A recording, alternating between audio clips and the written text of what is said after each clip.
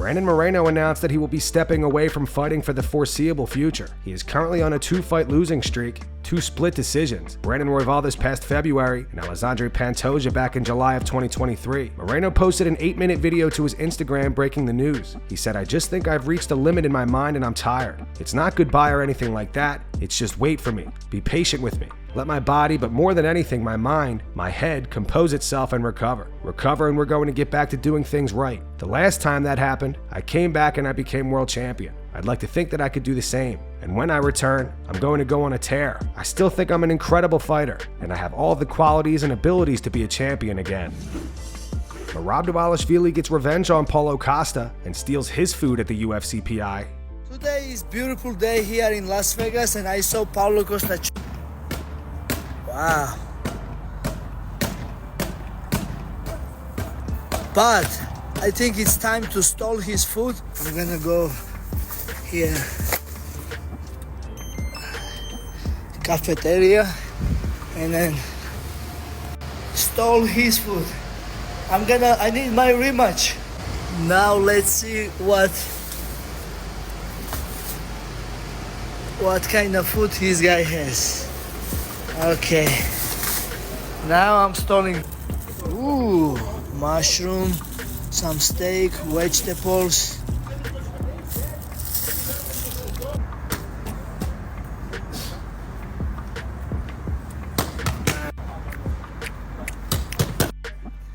What's up, brother? You bring our food. Brother. I'm hungry. What to have Okay, today? brother, it's some steak. Oh, yeah. Merab food is the best. So far. This is actually your food, not my food. This is your food.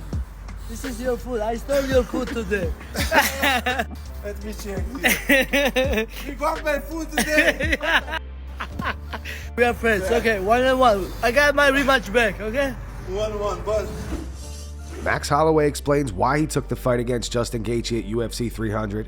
You know, Justin Gaethje is at the top tier of his class. He's been one of the top 5 lightweights in the world for, a couple years now, more than a couple years now. To share that octagon with him means a lot, And then there's a lot of people talking about like, oh, this fight is crazy. Why you guys are doing this fight? This and that. Why Max? Why don't you just wait for Topuria? Why don't you just wait for? Why he should be fighting for? He should be fighting for the 55 against Islam, and blah blah blah. Not a lot of people know. This game. It goes by you fast, man. It goes by you quick. Nothing is promised. Nothing is. How much times do we see someone promised a title shot and it never happened? How much times do you see someone fight for an interim title shot and it never happens? Me and Gaethje were the next guys respectfully up in our title shot, correct? But how much times does that work? It doesn't work all the time. So at the end of the day, with the Topuria thing, everybody keeps saying, oh, you're our next one, this and that. It's like, am I really?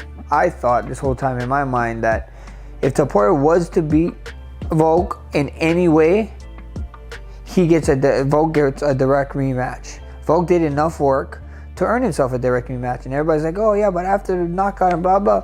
Volk earns it. He earns it. He did what he did. He has a bunch of title defensive. Just because he went up to a weight class and lost, I don't think it should affect him at his own weight class. I always thought that if Topuria won, no matter what, I still would be waiting because Volk would get a direct rematch.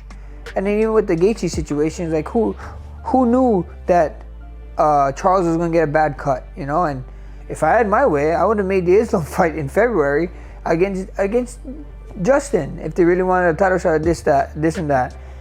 How does a man who got knocked out turn around faster than the guy who won, that knocked him out and fought in February? So you win this sport, the sport goes by you, and it goes by you quick. So at the end of the day, all you can do is stay busy. I am blessed with the opportunity to be in this situation with Justin Gaethje, and we see what happens. Like I said, the BMF title is cool and all, but I'm looking forward to fighting one of the best lightweights there are in the world, and that's Justin Gaethje. And I can't wait to see what the highlight's about. Sean O'Malley and Tim Welch give their takes on Justin Gaethje versus Max Holloway. Both do not believe the fight will be as one-sided as people think. Justin Gaethje versus Max Holloway. I think people are starting to come around a little bit, but dude, that is not going to be as one-sided. People think it's going to be so one-sided. Who thinks that? I haven't really heard many people. People are like, Justin's going to KO him, guarantee. Even Riggs, Justin's going to KO him. Bet you he KOs. Bro, Max is gonna be taller. Max is taller than Justin, I'm pretty sure. Yeah, he's got a big build. He's a good size 55er. The massive 45er, good size 55er. Yeah. So I think that's gonna be a very, very competitive fight. That's crazy. I mean, what does if it do? If you had 10 G's to just bet on it, who would you do? To win. I don't even think I'm allowed to say that if I bet on it. I think I can say something like that, but I gotta be careful with even the words I use. No, I feel you. So I mean, but anyway, Max versus Gaethje, yeah, incredible fight. I was gonna say something fire, I forget. Oh yeah, what does it do for Gaethje if he wins? He beats a 45er. Gets the BMF title. I wonder how that works out with. Wait, he's already the BMF because he knocked out Dustin. Oh, that's right. That's right. So I wonder if he gets a little bit of points. Doubt it. Because they already have. Wait, Jamal Hill versus Alex. Oh yeah, Alex is champ. So he's getting pay-per-view. Whaley will get pay-per-view. I doubt they're giving out a third pay-per-view points. I still haven't heard officially the numbers yet.